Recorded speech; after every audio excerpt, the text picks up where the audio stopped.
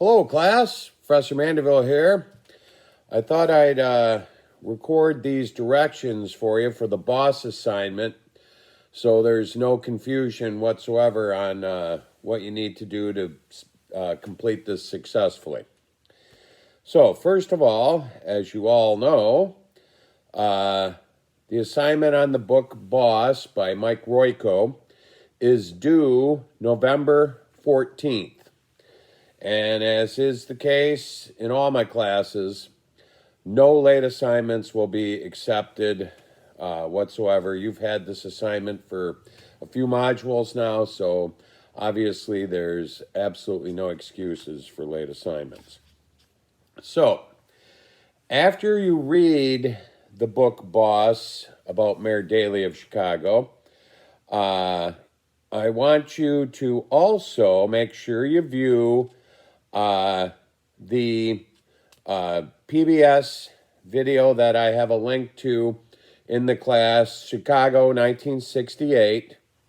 Plus, you'll find an attachment in the assignment area with a handout with some material about what happened in Chicago the summer of 1968. Now, the video is important for several reasons. One being you actually get video footage of Mayor Daley, so you get an idea of what he looks like, how he acts, and so forth. And it's certainly that and the handout is important to be able to answer question 3, which I'll get into the 3 questions here momentarily.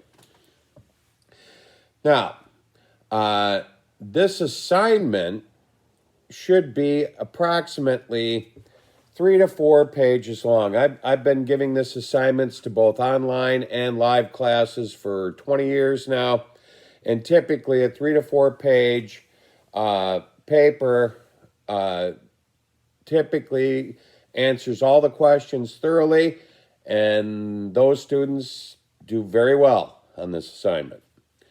Now, when you complete the assignment, which you're going to, there are 3 separate questions that I'm going to go over in detail here in a moment, so I make sure that you understand them completely.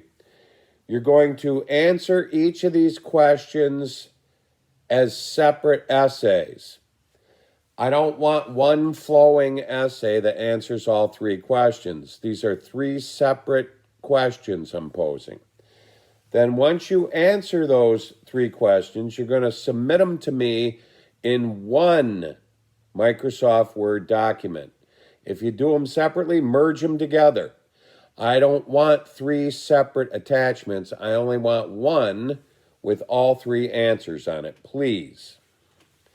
Now, and you're going to submit those to me via email to my email address at Clinton that you all are familiar with.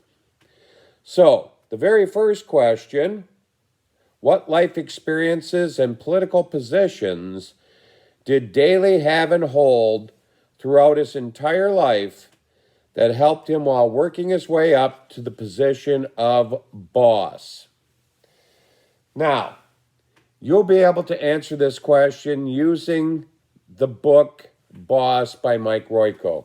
He examines his life from the early days right up to the point when he becomes the boss man of Chicago. Now, let me give you a couple hints here about this question. First of all, you really don't need to do outside research. The book, the video, and the handouts I've provided you are all the materials you're really going to need to answer all these questions. So, if for some reason you do go outside of those 3 sources, you're going to need to cite them.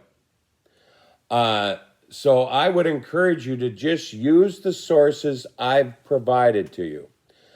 I've had students in the past who have tried not to read the book, which is a bit ridiculous. If you've already read the book, you know it's a very good read. It's not a dry political science book. It's entertaining.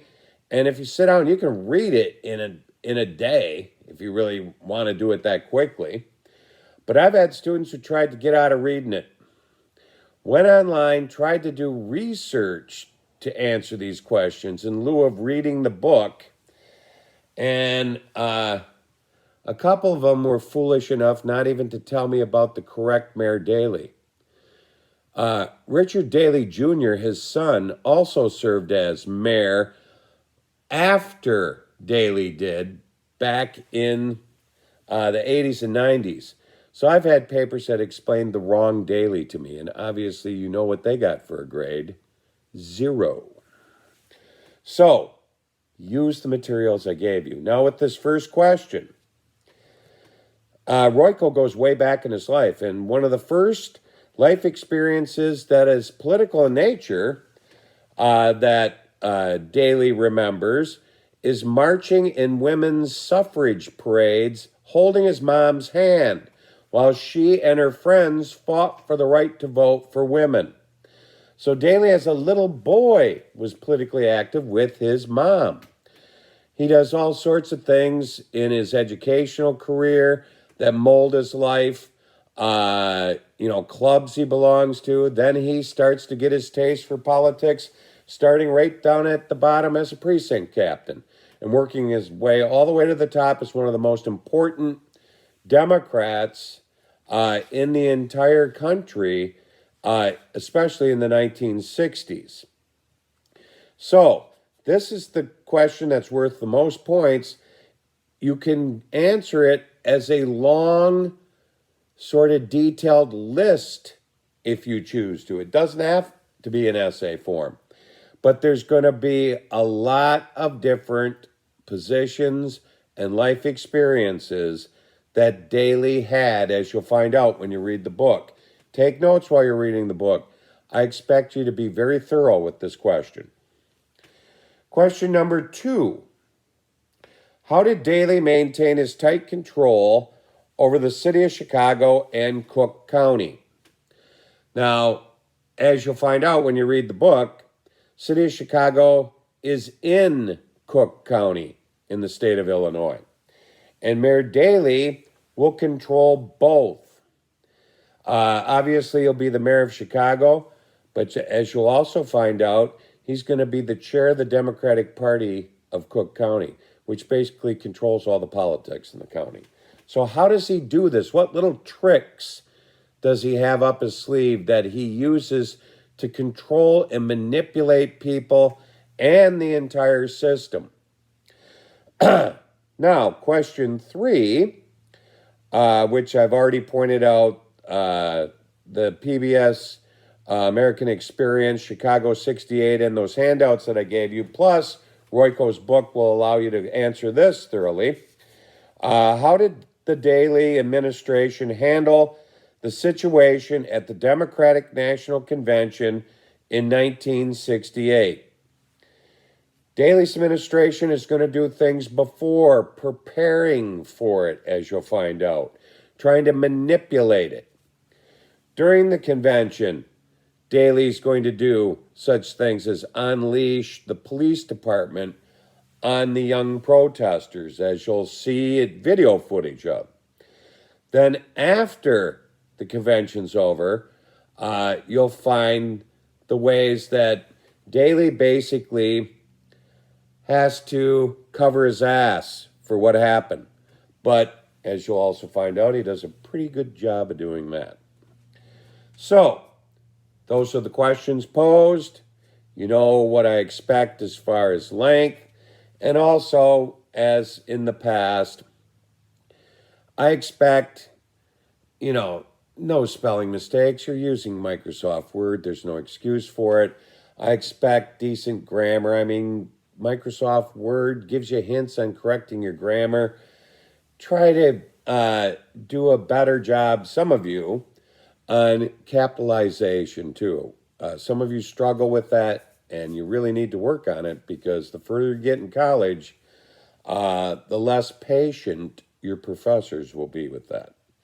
So, that's the assignment. That's what I expect. If you have any further questions on this, feel free to email me.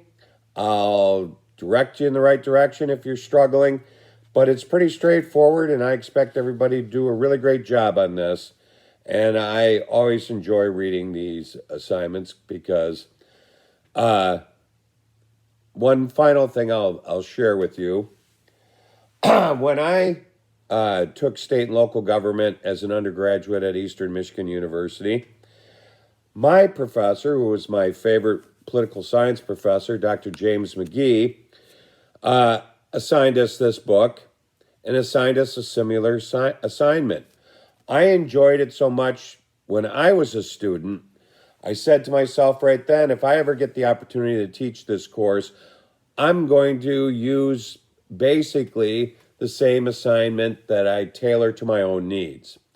So I had to read this book when I went to college, but it's still very pertinent today as an example of machine politics. So I hope everybody's healthy and safe, and I look forward to reading these assignments. Keep up the good work. Another thing I'd like to mention to you all. This is the best state and local government class online that I have ever had.